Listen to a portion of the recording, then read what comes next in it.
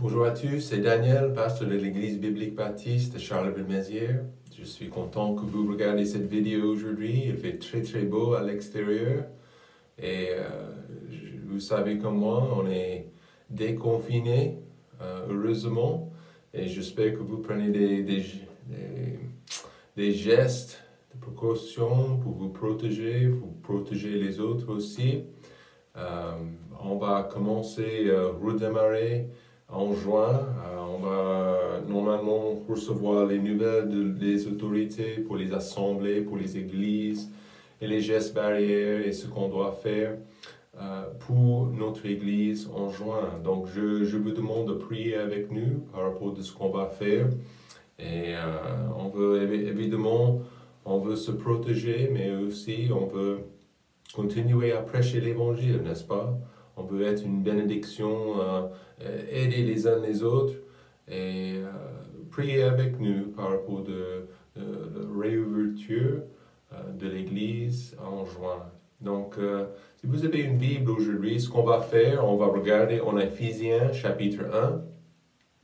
On va parler de la garantie du Saint-Esprit. Éphésiens chapitre 1, verset 12, la Bible dit: afin que nous servions à la louange de sa gloire, nous qui avons les premiers espéré en Christ.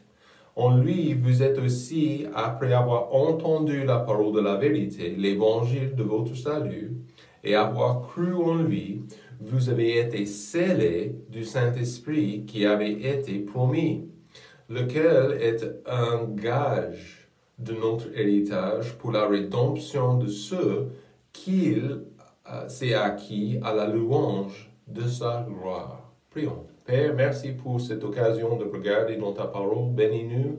Je prie que ton esprit va disposer nos cœurs, que ton esprit nous aide à comprendre ta parole et de comprendre ce que tu veux que nous fassions, Père. Merci pour tes bienfaits dans nos vies. Merci pour ta parole.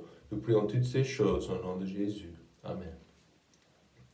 Il y a quelques années, il y avait, elle est toujours là-bas, une dame qui est appelée la reine de l'immobilier à New York. Elle s'appelle Barbara Corcoran. Et cette femme, elle est très connue à New York, très connue aux États-Unis aussi. Elle est, super riche, mais un jour, elle a décidé de payer 10 millions de dollars pour une grande maison, une bonne maison à Manhattan. Et vous savez comment, c'est très cher, l'immobilier là-bas, c'est trop cher pour moi, c'est trop cher probablement pour vous aussi. Et en fait, elle a fait cet achat, elle a décidé de faire des modifications à cette maison, aussi à l'intérieur. Elle avait envie aussi de préparer comme une véranda. Il y avait un balcon avec une belle vue du grand parc au milieu de Manhattan. Et donc, elle a essayé de faire ces modifications, mais la mairie lui a dit non. La mairie lui a dit que c'était simplement impossible. Et la mairie lui a dit aussi que c'était interdit le fait qu'elle avait une véranda dans son habitation. Donc, en fait, elle avait beaucoup de peur. Elle a cherché une solution, parce qu'elle n'avait aucune envie de démolir ce qu'elle avait déjà dans son logement, parce que c'était une grande raison pourquoi elle l'avait acheté. Donc, elle avait un ami, et ce jeune homme, il a décidé de faire des recherches. Et il est descendu en dessus de la mairie, dans les grands bureaux, et il a cherché, et à la fin, il a trouvé un document avec les plans de son logement, de sa maison, avec un tampon que c'était validé. Toute la construction, la véranda, le balcon, toutes les plus, les grandes raisons pourquoi elle l'avait acheté étaient validées par la mairie. Et quand elle a trouvé ce tampon, elle a trouvé ce document, elle était super contente. Parce que ça a bien validé et c'était une garantie quoi pour elle. En fait, c'est exactement ce que nous avons dans le Saint-Esprit. La Bible dit clairement et honnêtement, il y a beaucoup de confusion par rapport à la doctrine du Saint-Esprit dans nos jours. Il y a beaucoup d'églises qui croient que le Saint-Esprit va provoquer des tremblements ou des bizarres langues inconnues. Mais en fait, le Saint-Esprit est là pour vous aider. D'accord? Si vous êtes sauvé et vous connaissez Jésus comme votre sauveur personnel, le Saint-Esprit est là pour vous aider à vivre selon la volonté de Dieu, selon la parole de Dieu, d'accomplir ses envies pour votre vie et au sein de l'Église locale. Il nous aide à vivre dans la pureté, de vous fortifier contre la tentation, contre les pièges de ce monde. Galates chapitre 5, verset 16, la Bible dit, marchez selon l'esprit et n'accomplissez point les désirs de la chair. Lorsque vous acceptez Jésus, il y a un combat, d'accord? Il y a deux natures. Vous avez une nouvelle nature, la Bible dit, mais aussi il y a une ancienne nature. Cette ancienne nature qui nous mène à faire le mal, qui nous mène à se plaire, à satisfaire nos convoitises. Mais avec Dieu, avec l'Esprit de Dieu dans nos vies et dans nos cœurs, on peut gagner les victoires. Le chrétien se demande, par contre, à quel moment est-ce qu'il est arrivé, il arrive dans ma vie, le Saint-Esprit. Verset 13, la Bible, Paul, elle a noté cette lettre à l'église à Éphèse, verset 13, il dit, en lui, vous êtes aussi. Qui est le lui? C'est Christ, verset 12. En lui, vous êtes aussi, après avoir entendu la parole de la vérité, l'évangile de votre salut. C'est quoi l'évangile? Ça, c'est le message de la vie, la mort, l'ensevelissement et la résurrection de Jésus-Christ. En gros, ça c'est l'évangile. Nous faisons confiance à Christ pour notre salut. Et voilà, nous avons et avoir cru en lui, vous avez été un moment scellé du Saint-Esprit, tamponné, d'accord? Tamponné. Et le Saint-Esprit, il n'est pas un fantôme, il n'est pas en train de provoquer des choses bizarres. Le Saint-Esprit est là pour vous aider. Le Saint-Esprit est là pour vous fortifier. Donc, si vous entendez, vous regardez cette vidéo aujourd'hui, et si vous n'êtes pas certain que vous irez au ciel, alors vous n'avez pas le Saint-Esprit. Si vous faites confiance à vos efforts, à votre religion, à vos œuvres, par exemple, alors le Saint-Esprit n'est pas dans votre cœur. Chaque croyant reçoit le Saint-Esprit au moment où il met sa foi en Jésus-Christ et le sacrifice de Jésus-Christ. Galates chapitre 4, verset 6, un autre très très bon verset. Et parce que vous êtes fils, Dieu a envoyé dans vos cœurs l'Esprit de son Fils. Donc Dieu nous donne le Saint-Esprit au moment quand je fais confiance à Jésus pour mon salut éternel. J'accepte Christ, je lui fais confiance et il me sauve. Il me pardonne. Ça c'est énorme, n'est-ce pas? Juste le fait que je peux savoir que j'ai la vie éternelle, c'est incroyable ça. Non, pas incroyable, c'est la Bible est créée, la promesse de Dieu est bien marquée dans les pages des Écritures. Mais en plus, il donne son esprit. Son esprit s'installe dans ma vie et dans mon cœur. 1 Corinthiens, un verset aussi très très connu, 1 Corinthiens 6, verset 19, la Bible dit que votre corps est le temple du Saint-Esprit. Donc pas de mystère. Pas rien bizarre. Dieu me donne l'Esprit son esprit dans mon cœur au moment de mon salut. Jésus a dit, vous souvenez de ce qu'il a dit dans les évangiles, il a dit que je vous donnerai mon esprit et il demeurerait avec vous à jamais, pour toujours. Donc il y a des groupes, qui croient que vous avez une partie de l'esprit et plus tard dans votre vie chrétienne, si vous êtes un super chrétien, vous recevez le reste du Saint-Esprit. Nulle part dans la Bible ne voit-on cette idée. Ils ne peuvent pas, ces gens ne peuvent pas même déterminer. Donc je me demande quand je rencontre quelqu'un comme ça, est-ce que je reçois 30% et 70% plus tard, ou 50% et 50% plus tard? Donc, nulle part dans les Écritures est-ce que nous trouvons cette idée. La chose la plus importante dans cette vie, c'est de connaître Dieu. D'abord, d'avoir une relation personnelle avec Dieu et de l'avoir, de marcher avec lui jour après jour. On le connaît comment? Par sa parole.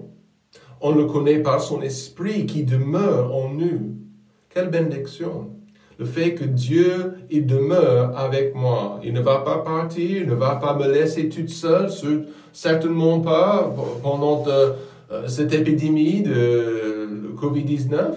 Verset 14, la Bible dit, lequel est un gage de notre héritage pour la rédemption de ceux qu'il s'est acquis. Ce passage explique que le Saint-Esprit, simplement, est le gage des bonnes choses à venir pour ceux qui sont en Christ.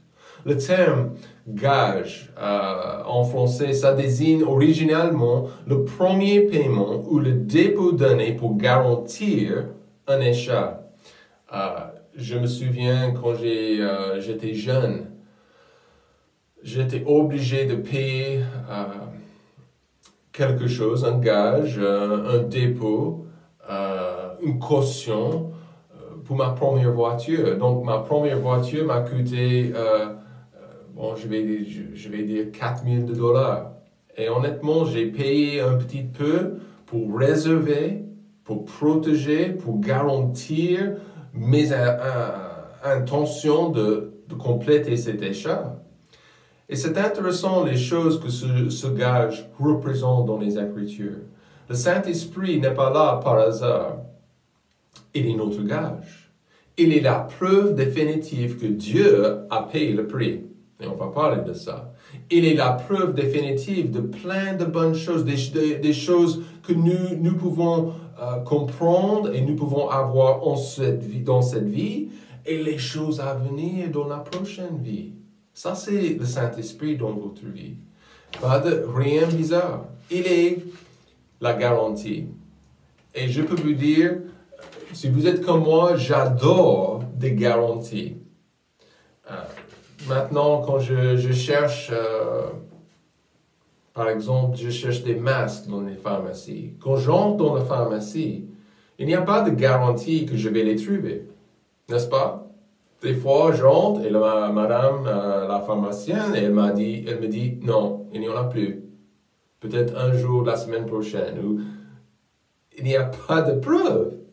Il n'y a pas de garantie. Mais j'adore des garanties et j'ai une grande garantie dans la personne du Saint-Esprit. Donc, voyez, il est notre gage. Et cette garantie, ça prouve la puissance de Dieu à sauver et à aider. Verset 13, la Bible dit, « En lui, vous êtes aussi, après avoir entendu la parole de Dieu, la parole de la vérité, l'évangile de votre salut, et avoir cru en lui, vous avez été scellés du Saint-Esprit. » Donc, impossible de faire confiance à Jésus sans avoir entendu le message. Combien de personnes aujourd'hui sont autour de nous sans aucune idée où ils iront après la mort? Les gens ont peur de la mort. Comme la Bible dit, Romains chapitre 10, verset 17, la Bible dit, « La foi vient donc de ce qu'on entend, et ce qu'on entend vient de la parole de Dieu. Absolument impossible de faire confiance à Christ si je ne comprends pas qui il était.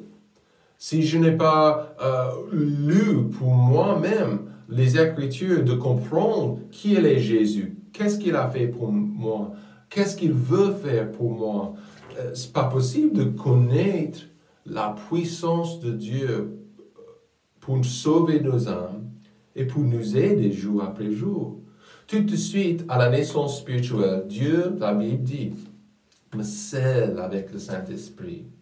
Le sceau dont Paul parle ici est la marque officielle d'identification qu'on mettait sur une lettre, un contrat ou un autre document important. Le sceau était généralement constitué de cire chaude dans laquelle on pressait un anneau,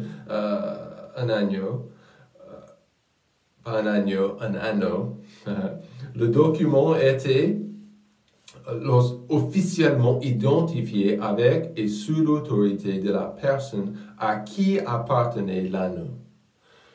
Je pense aussi à l'époque de la Révolution, la guerre pour l'indépendance en Amérique, 1776, les hommes, ils ont signé, ils ont formé le gouvernement américain, ils ont formé le pays qui existe même maintenant. Et je pense à Benjamin Franklin et les autres, Thomas Jefferson, les hommes qui sont venus ici en France. Et ils ont plaidé pour les intérêts des Américains. Et de temps en temps, il y avait le roi, il était d'accord. Il nous a donné beaucoup, ils ont fourni beaucoup de soutien pour cette révolution en Amérique. Et en fait, les documents étaient scellés par l'autorité du roi. Le fait que Dieu donne sa marque, le Saint-Esprit, est énorme. Ça prouve que Dieu est capable de véritablement sauver le pécheur. Le fait que le Saint-Esprit est dans le cœur du croyant aujourd'hui, ça c'est la preuve que Dieu est assez capable, assez puissant pour sauver mon âme. C'est formidable ça. Cette personne est sauvée des péchés et elle a un lieu éternel qui l'attend. Sa puissance. Donc, il est capable de garder ses promesses. Les promesses sont données pas par un homme, mais un créateur puissant. Il est capable. Donc, le sceau du Saint-Esprit. Donc, deuxième chose. Donc, le Saint-Esprit, évidemment, il est notre garantie. Aussi, ça représente sa présence continuelle. Sa présence continuelle. Donc, verset 13, et si, on est en Éphésiens chapitre 1, donc sa présence continuelle. Verset 13, la Bible dit aussi, et avoir cru en lui, vous avez été scellés du Saint-Esprit qui avait été promis. Jean chapitre 14, verset 6, la Bible nous dit, et c'est Jésus qui parle ici. Jésus lui dit, je suis le chemin, la vérité et la vie. Personne ne vient au Père que par moi. Mais il a continué en verset 16, il a dit, et je prierai le Père qui vous donnera un autre consolateur pour demeurer éternellement avec vous. Je répète, pourquoi? Pour demeurer éternellement avec vous. Le fait que Dieu va demeurer avec moi, un pauvre pécheur, éternellement, c'est vraiment une grosse bénédiction pour nous. Donc ça représente ce gage. Le Saint-Esprit représente sa présence continuelle. J'ai 43 ans. En juin, je vais fêter 44. Et je sais, si je n'ai beaucoup de temps qui me reste dans cette vie, je sais que le long de ma vie, que le Saint-Esprit et Dieu même, la présence de Dieu va demeurer avec moi. Cette promesse de sa présence, qu'est-ce que ça donne, franchement? Ça donne beaucoup de réconfort pendant cette épidémie, par exemple. Est-ce que je m'inquiète? Est-ce que je perds beaucoup de sommeil? Non, parce que ma vie, mes jours, mes ans, mes années sont dans les mains de Dieu. Et il va marcher avec moi. Juste si je suis à l'hôpital, il sera avec moi. Si je suis dans la maison de retraite, il sera avec moi. Si je suis n'importe où, n'importe quel âge, n'importe quelle circonstance, il est avec moi. Toujours. Le Saint-Esprit est vraiment le gage de cette présence. Donc Jésus était avec les disciples physiquement, mais il leur a dit qu'il rentrerait au ciel. Et il a bien fait. On peut trouver à la fin les évangiles, Matthieu, Marc, Luc, Jean, nous trouvons l'ascension de Jésus. Mais il a dit, je ne vais pas vous laisser seul. Je serai toujours avec vous. La présence du Saint-Esprit, qu'est-ce que ça a fait? Ça donne beaucoup de joie dans ma vie. Donc, le fait que je peux vivre et je peux être content, je peux connaître le bonheur grâce à son esprit, c'est formidable. La présence du Saint-Esprit aussi, ça me garde du péché. J'ai besoin d'aide. Des fois, je suis un peu perdu, un peu bête aussi, d'accord? Et grâce au Saint-Esprit, j'ai quelqu'un pour m'aider, pour me bloquer, pour me garder du péché. Il m'aide et il me voit. Il me connaît, plus que je me connais, d'accord? Et il peut m'aider. Le remplissage du Saint-Esprit, c'est quand je lui donne le volant de ma vie, le contrôle. Et ça, c'est un sujet pour notre jour. Donc, nous parlons aujourd'hui du gage, cette garantie que nous avons dans le Saint-Esprit, sa présence continuelle. Aussi, ça représente un avenir éternel de bonheur et pour le croyant. Verset 14, lequel, le Saint-Esprit, est un gage de notre héritage pour la rédemption de ceux qu'il s'est acquis à la louange de sa gloire. Donc, prochaine fois que je vais voir ma fille, elle est actuellement en Amérique, mais normalement, après ses cours, elle vient de terminer ses cours pour sa première année scolaire à l'université en Floride. Normalement, elle va rentrer, je voudrais qu'elle rentre chez moi pour passer au moins quelques semaines avec la famille. Mais elle est bloquée. Les frontières ici en Europe sont bloquées. Donc, qu'est-ce que je pense? Je ne sais pas du tout ce qui va se passer avec ce virus. Deuxième vague, c'est possible. Des problèmes continuels, c'est possible. Mais je regarde, je vois dans l'avenir un grand moment quand nous sommes réunis en famille, soit aux États-Unis, soit ici en France, de penser qu'un jour, on sera en famille avec Lydia. Et ça sera bien. Ça sera bien. Paul explique ici que le Saint-Esprit, il est le premier paiement de Dieu, qui garantit que nous recevrons un jour, dans l'avenir, au ciel, la totalité des bénédictions. Il dit notre héritage spirituel. Et ça, c'est intéressant. Notre héritage, est-ce que c'est possible pour moi de vous dire en détail ce que c'est? Non. Non, je ne peux pas. Mais notre héritage sera merveilleux. Ce que Dieu donne, merveilleux. Notre héritage sera aussi impressionnant.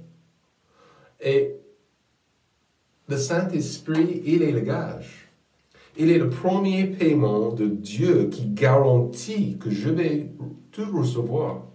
Tout recevoir.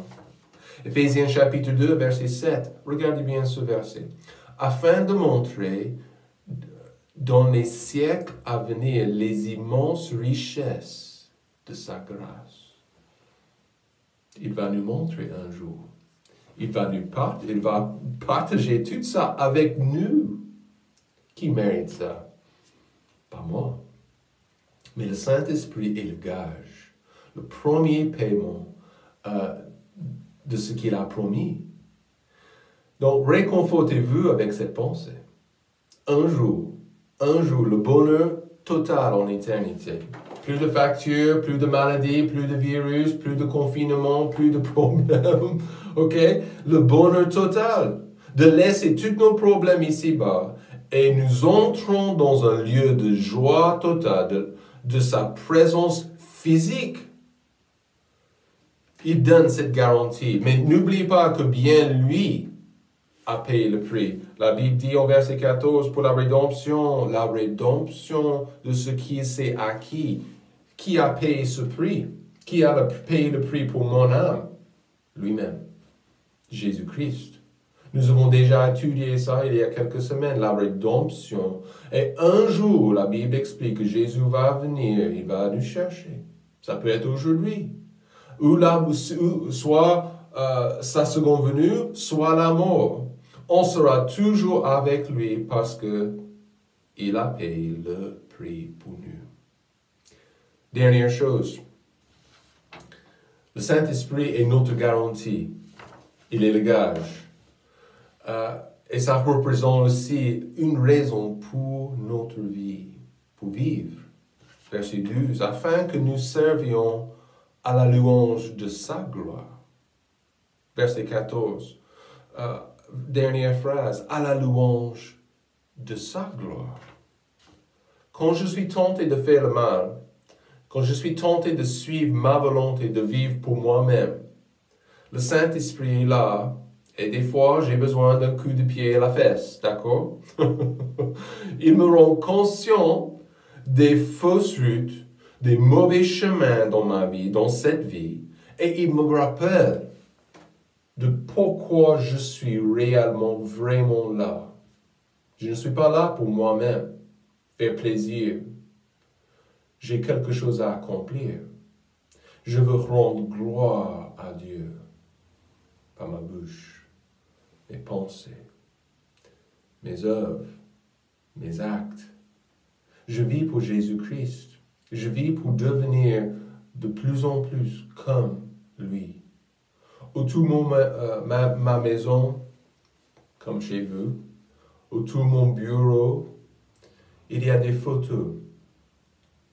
Il y a des souvenirs des voyages, ou l'enfance de mon garçon ou de ma fille, des dessins de leur jeunesse, des souvenirs d'amour de mon mariage, le jour de mon mariage même. Toutes ces choses servent comme quoi? Comme des rappels, comme des souvenirs, des rappels. Le Saint-Esprit, il sert comme un rappel de ce qu'il veut faire dans ma vie. Lorsque vous êtes tenté à faire le mal et vous entendez cette petite voix, ne touche pas ça, ne fais pas ça. Je dois faire attention. Le Saint-Esprit, il veut m'aider à devenir comme Christ, à la gloire de Dieu. Le Saint-Esprit aussi me rappelle des priorités dans ma vie. Quelles sont les priorités de votre vie? Qu'est-ce que vous tentez à accomplir dans votre vie? Qu'est-ce que c'est quoi le grand objectif de votre vie? La raison pour vivre? Le plaisir, l'argent, d'être connu par des gens. Le Saint-Esprit, en fait, il me rappelle des priorités. Ma vie appartient à Dieu. Mon avenir appartient à Dieu. Et ça devrait être pour lui, à lui, pour lui. Le Saint-Esprit me rappelle de chercher le royaume de Dieu d'abord. Jésus nous a demandé ça. Cherchez d'abord le royaume de Dieu. On n'est pas là pour nous-mêmes. Si vous savez, vous connaissez Christ comme votre sauveur personnel, la raison pour vivre, comme Paul a dit, c'est pour la louange de sa gloire. Afin que nous servions à la louange de sa gloire. Il mérite toute la gloire. Donc, je vous demande aujourd'hui, si vous négligez le Saint-Esprit dans votre vie, vous êtes sauvé, vous connaissez Christ comme sauveur personnel, qu'est-ce qu'il faut faire? Il faut l'inviter à guider vos pas, guider vos pensées. Lorsque vous lisez la Bible, lorsque vous priez, de diriger et de guider votre vie pour que votre vie rende gloire à Dieu. Pour que votre vie, vous devenez de plus en plus comme Jésus dans votre esprit. Ça, c'est notre objectif. Et j'espère, je prie pour vous. Je pense aux fidèles de notre Église. Je prie régulièrement pour vous. Et un de ces jours, bientôt, on va s'assembler comme d'habitude. Pas comme d'habitude, ça sera un peu différent, évidemment, avec les gestes barrières, mais prions pour nous. Et évidemment, nous prions beaucoup pour vous. Et passez une très, très, très bonne journée. Que Dieu vous bénisse.